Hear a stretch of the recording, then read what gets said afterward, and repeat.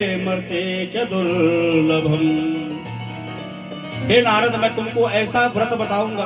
क्या कहते हैं भगवान? व्रत मस्ती महत पुण्यम, ऐसा व्रत बताऊंगा जो बड़ा ही पुण्य कारक व्रत है। कैसा व्रत बताऊंगा? जो बड़ा ही पुण्य कारक है। बोलिए नारायण भगवान की। ऐसा व्रत बताऊंगा जिसके समान पुण्य व्रत कोई संसार में नहीं है। देखिए, ऐसा भी भगवान बता रहे हैं। व्रतम मस्ती महत पुण्यम, महत माने जिसका कोई कल्पना ही नहीं की जाती, महत पुण्यम।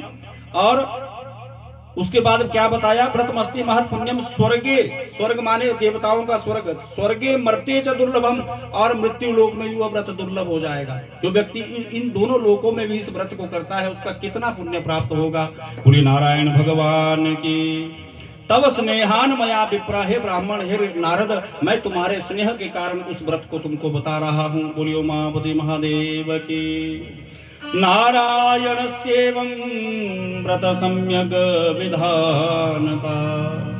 भगवान नारायण की भक्ति का व्रत बता, अपनी ही भक्ति का व्रत भगवान बताते हैं। किसको? देव ऋषि नारद को। और ये कथा कोई किसी मानव ने किसी को नहीं बताई, स्वयं भगवान नारायण ने किसको बताई?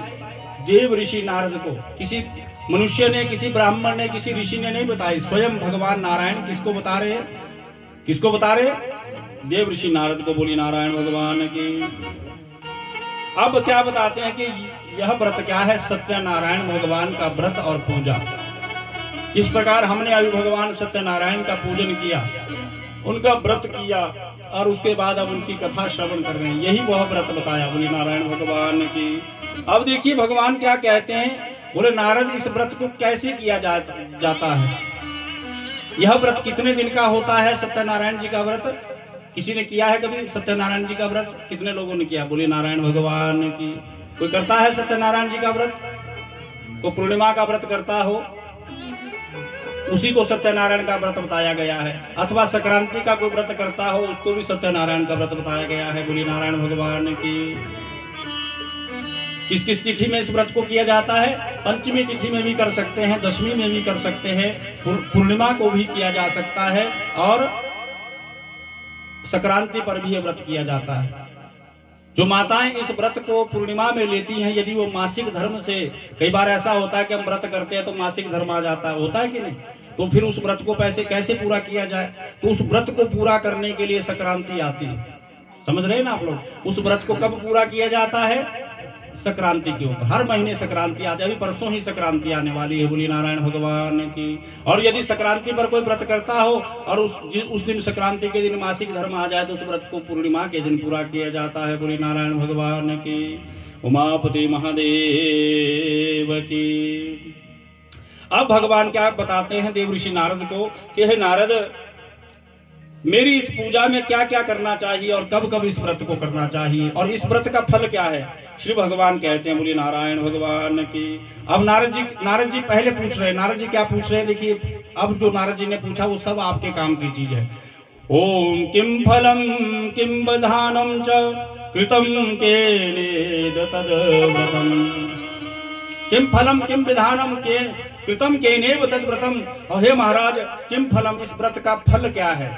देखिए, आप लोगों की भी इच्छा होगी कि इस व्रत को फल, इसका फल क्या हमको प्राप्त होगा। किम फलम किम विधानम, इस व्रत को कैसे किया जाता है, इस व्रत को कैसे करना चाहिए, और कृतम केनेव तद व्रतम, और इस व्रत को किसने किया, यह भी आप हमको बताइए। बोलिए नारायण भगवान की।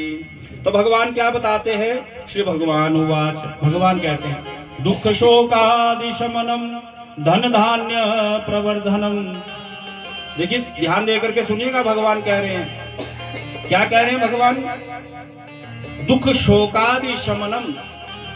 जिसके जीवन में दुख रहता हो, यदि वो इस व्रत को नियमित रूप से करता है, ये नहीं कि आज भगवान की कथा कर ली और कल को आप इसके फल की कल्पना करें। इस व्रत को आप सदैव करते रहिए। तो क्या बताते हैं कि दुख शोकादि शमनम, जिसके जीवन में दुख ही दुख रहता है, उस व्यक्ति को यह व्रत करना चाहिए। उसके जीवन से वो दुख समाप्त हो जाता है। शोक, कुछ व्यक्तियों के जीवन में शोक ही भरा पड़ा रहता है, तो उसका शोक समाप्त हो जाता है। दुख शोकादि शमनम।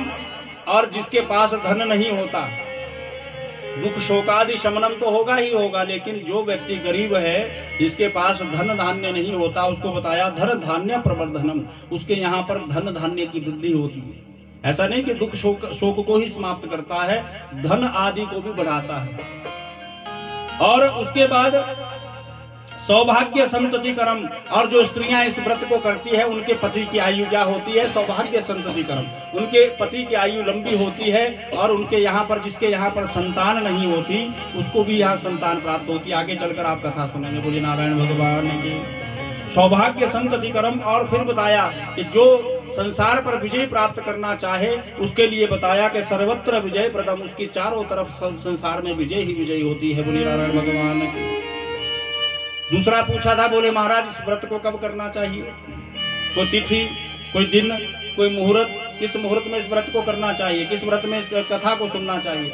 तो बताया यस्मिन कस्मिन दिने, कि जिस किसी भी दिन, यस्मिन कस्मिन दिने मृत्यु श्रद्धा भक्ति समन्वितम, कि जिस दिन भी इस मृत्यु लोक के प्राणियों की इस भगवान नारायण के प्रति श्रद्धा भक्ति चेतन हो जाए, जागृत हो जाए, उसी दिन कर देना चाहिए। बोली नारायण भगवान की।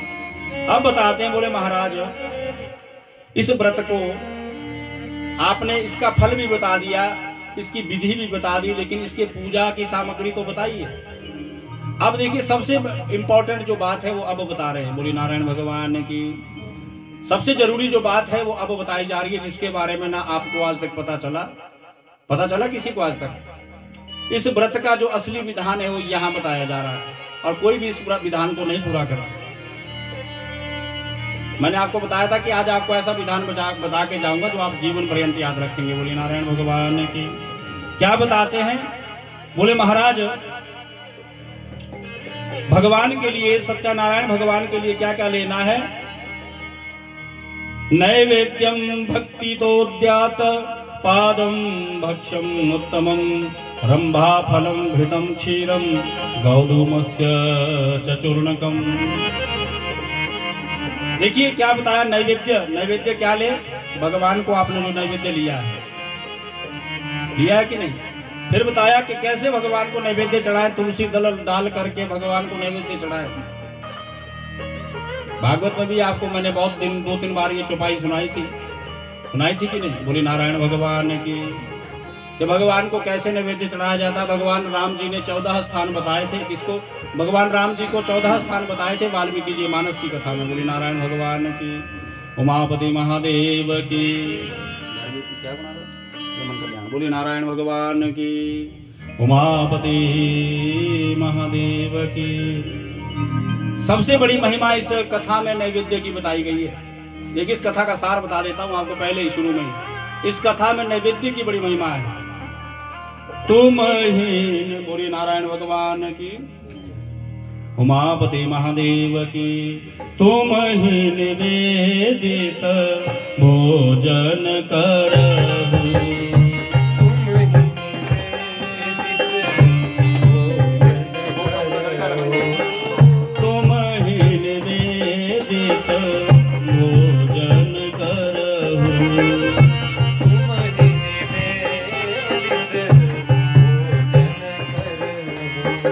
प्रभु प्रसाद पट भूषण धरहु। प्रभु प्रसाद भूषण पट धरहु। जय सिया राम, जय जय सिया राम। जय सिया राम, जय जय सिया राम। जय सिया राम, जय जय सिया राम। जय सिया राम, जय जय सिया राम। मंगल भवन अमंगल हारी।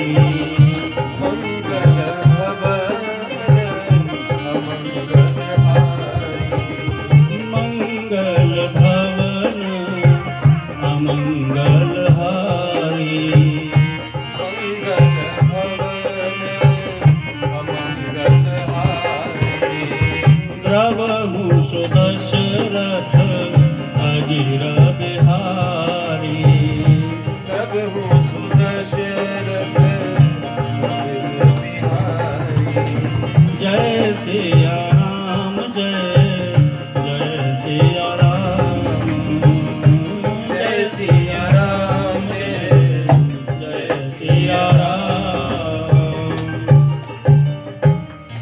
लेना है, फल लेना है, प्रसाद लेना है। लेकिन अब इस प्रसाद के बारे में बता रहे कितना लेना है, कितना प्रसाद लेना चाहिए भगवान की कथा में, कितना लेना चाहिए, किसी को मालूम है? देखिए प्रसाद के बारे में बताया, नैवेद्यम रंभा फलम घृतम घृतम क्षीरम, खीर का प्रसाद ले ले, घी का प्रसाद ले ले।